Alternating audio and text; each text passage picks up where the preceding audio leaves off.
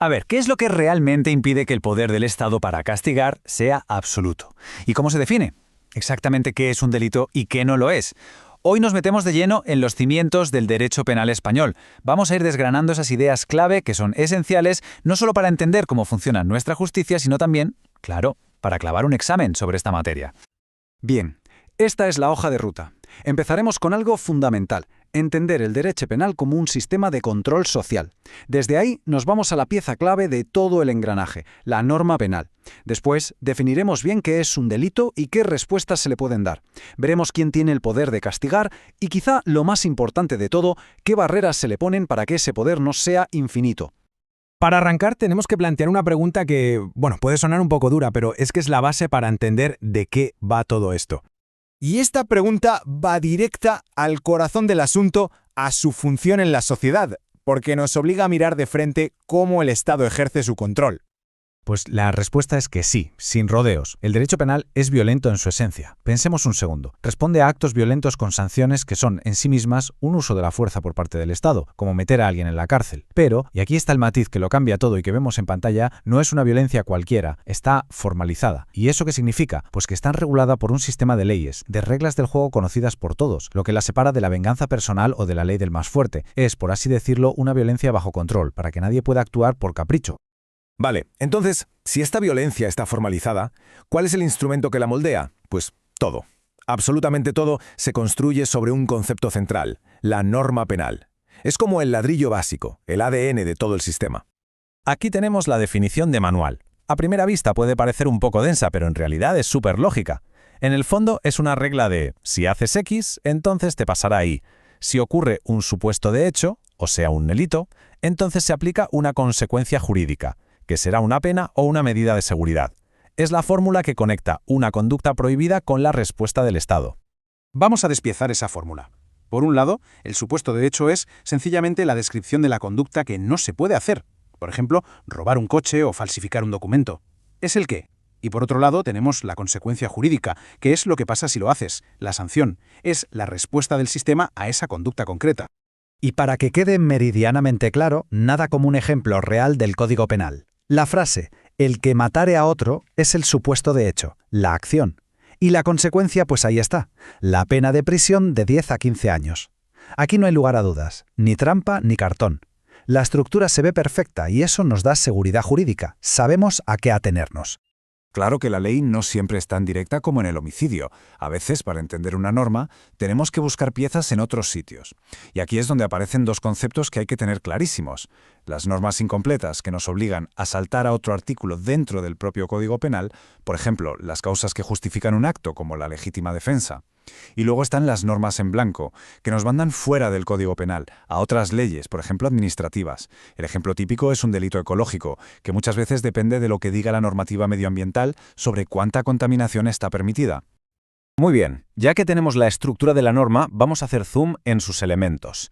Vamos a ver qué es exactamente un delito, qué es una pena y, muy importante, si hay alguna otra forma de respuesta por parte del Estado.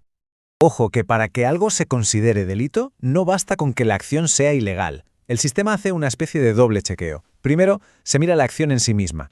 ¿Es contraria a la ley? A esto se le llama antijuridicidad. Por ejemplo, coger algo que no es nuestro es objetivamente un hurto. Pero luego viene el segundo paso, que es mirar a la persona. ¿Se le puede echar en cara esa acción? Y esto es la culpabilidad. ¿Sabía lo que hacía? ¿Se le podía pedir que actuara de otra manera? Solo si la respuesta a las dos preguntas es que sí, podemos hablar de un delito con todas las letras.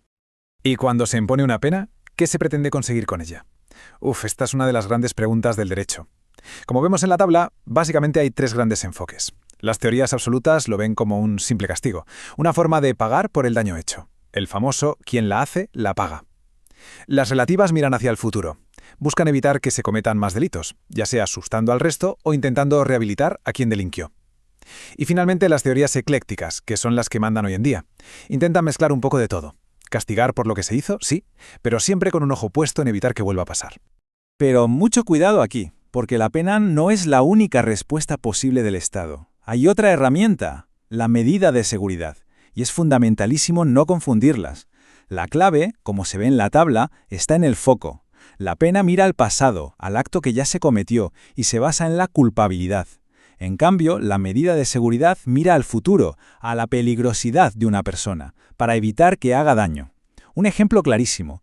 A una persona con un trastorno mental grave que comete un delito, no se le castiga con una pena porque no es culpable, pero sí se le puede imponer una medida, como el internamiento en un centro, para tratarlo y proteger a los demás. Toda esta capacidad para poner penas y medidas de seguridad, ¿de dónde sale? Pues emana de una única fuente, el poder que tiene el Estado para castigar. En el mundo jurídico, este poder tiene un nombre propio en latín que lo define a la perfección, el ius puniendi. Ahora, y esto es lo más importante de toda la explicación, de verdad, en un Estado de derecho como el nuestro, este poder de castigar no es un cheque en blanco, no es absoluto. Si lo fuera, viviríamos en una tiranía. Por eso, tanto la Constitución como las leyes ponen una serie de límites de frenos muy estrictos que vamos a ver ahora en la última parte, y que son probablemente la esencia de un sistema justo. Venga, pues vamos a ver cuáles son esas barreras de contención, esos principios que actúan como un escudo para la ciudadanía frente al enorme poder sancionador del Estado.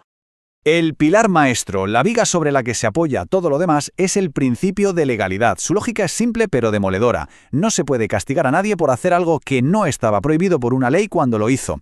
Esto nos da seguridad, nos permite saber a qué atenernos. Significa que el Estado no se puede sacar un delito de la manga de un día para otro para perseguir a alguien. La ley tiene que ser previa, tiene que ser clara y tiene que estar escrita. Y este principio no es solo una idea bonita, Se despliega en varias garantías muy concretas y reales. La garantía penal, ley previa. La garantía jurisdiccional, tiene que haber un juicio justo con un juez. E incluso una garantía de ejecución. El cumplimiento de la pena también está regulado por ley. Como vemos, es todo un sistema de protección. Toda esta idea se puede resumir en una de las frases en latín más famosas de todo el derecho, que lo clava: nullum crimen, nulla pena sine lege. O sea, no hay crimen ni hay pena si no hay una ley previa. Pero el de legalidad no está solo. Hay otros principios que también ponen límites. El de intervención mínima, que dice que el derecho penal es la última bala, la última ratio, y solo para lo más grave. El de proporcionalidad, que exige que el castigo sea un reflejo del daño causado.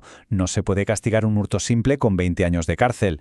Y el de culpabilidad, que prohíbe castigar a alguien por cómo es, sino solo por lo que hace, y siempre que lo haga con intención o por una imprudencia.